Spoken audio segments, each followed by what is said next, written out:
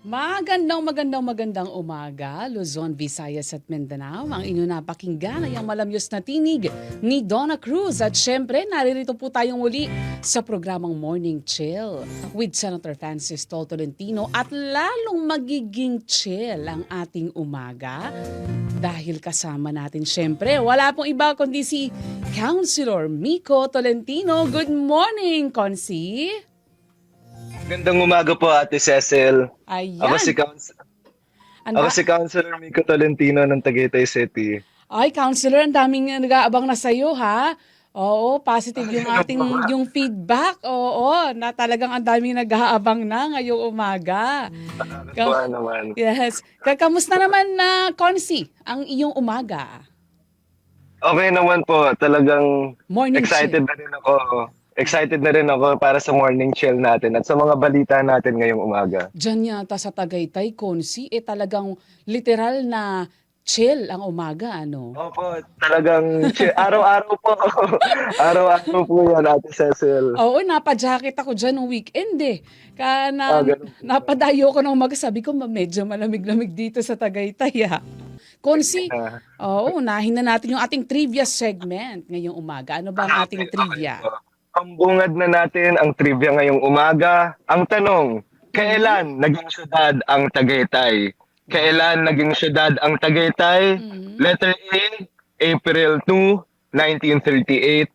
Letter B, June 21, 1938. At letter C, July 15, 1938. Nako, kailan kaya yun? Pero matagal-tagal na pala din, ano? Since 1938 Opo, pa. 1938 Yun. pa po. Yung Opo, tinatanong, matagal-tagal na rin po.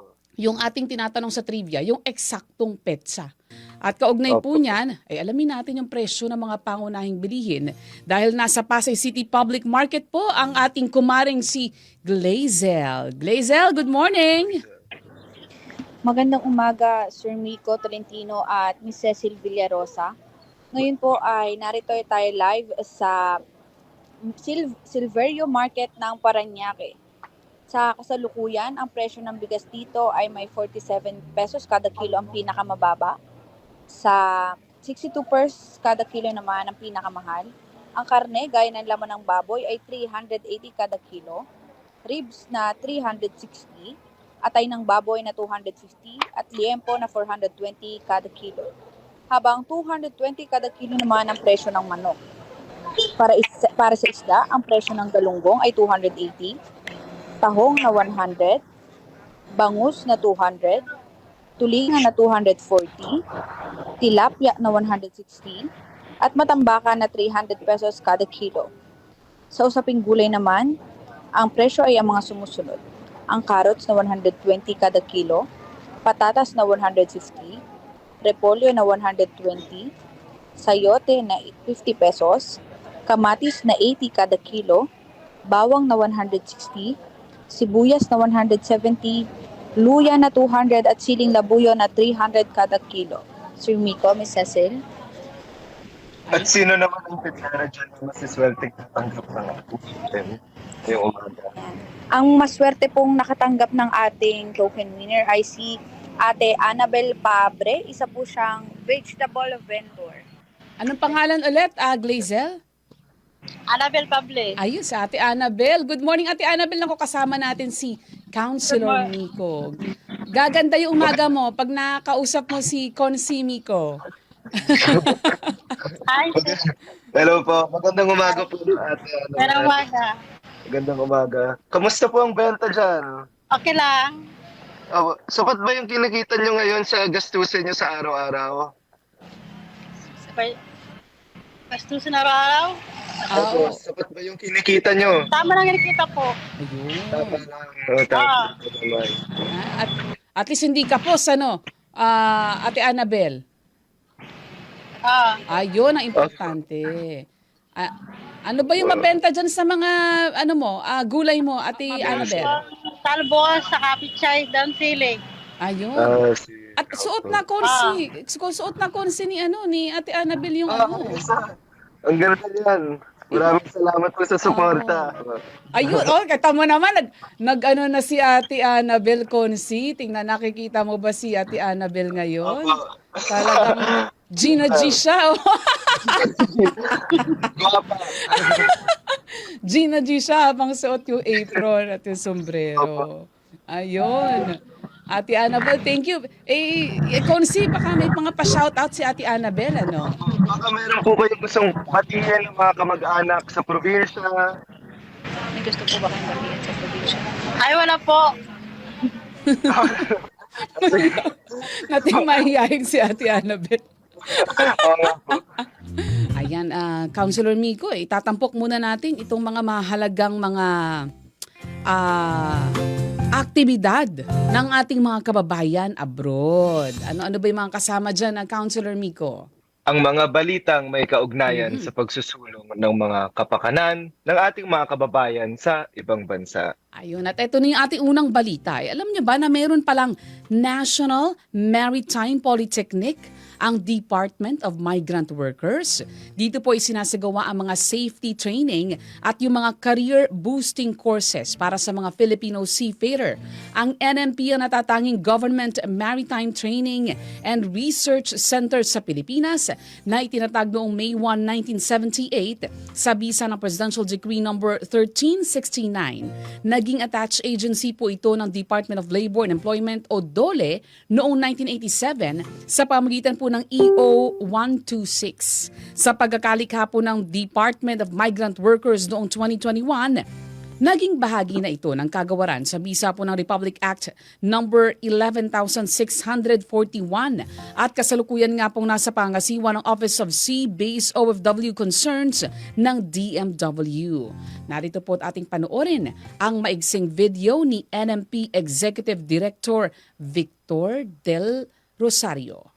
Magandang araw po and welcome to the National Maritime Polytechnic, the only government-owned and operated maritime training and research institution in the Philippines. At NMP, we provide high-quality maritime training programs at affordable cost, all aligned with the latest industry standards. Mayroon kaming 54 courses, 30 of which are offered for free, and professional development courses for aspiring maritime instructors and assessors. We also have modern facilities, ensuring a comfortable and convenient stay for our trainees. We invite you to join us at NMP and embark on a rewarding career in the maritime industry. Kita-kita po tayo sa NMP. Mabuhay ang marinong Pilipino!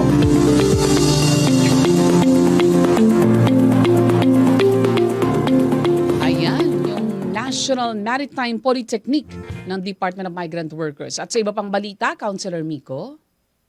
Samantala sa iba pa pong mga balita, inaalala ng Department of Migrant Workers o DMW sa pangunguna ni Secretary Hans Leo Kakdak kasama ang Ople family ang ika-98th birth anniversary ni dating Senator Blas F. Ople kahapon sa libingan ng mga bayani sa Taguig City.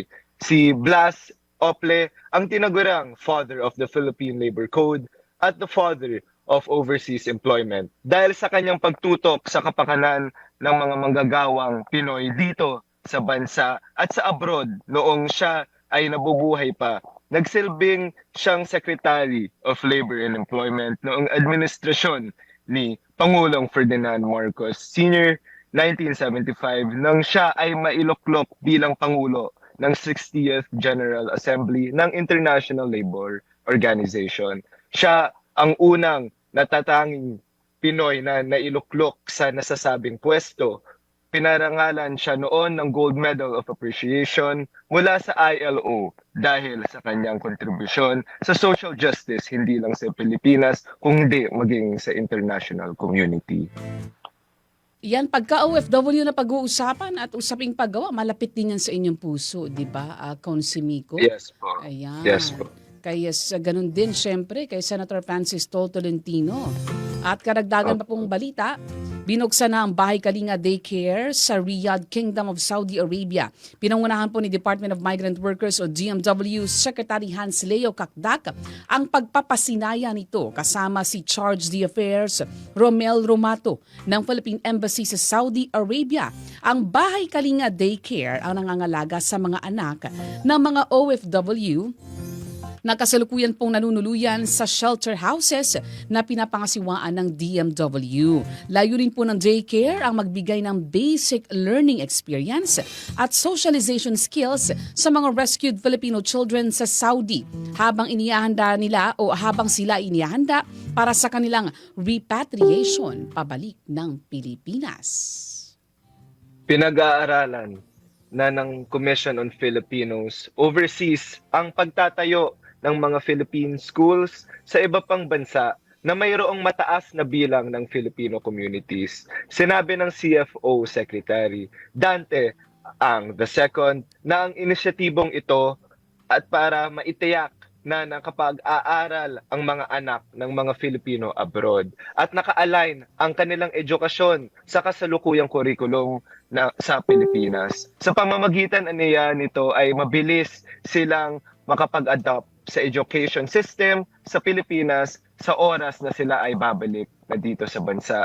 Sa kasalukuyan ay merong 35 Philippine schools na nag-ooperate sa Bahrain, East Timor, Greece, Italy, Kuwait, Libya, Oman, Qatar, Saudi Arabia at sa United Arab Emirates. Sa record ng CFO, nasa 25,000 na estudyante na ang naka-enroll sa mga nasabing mga eskwelahan mula pre-elementary hanggang high school level.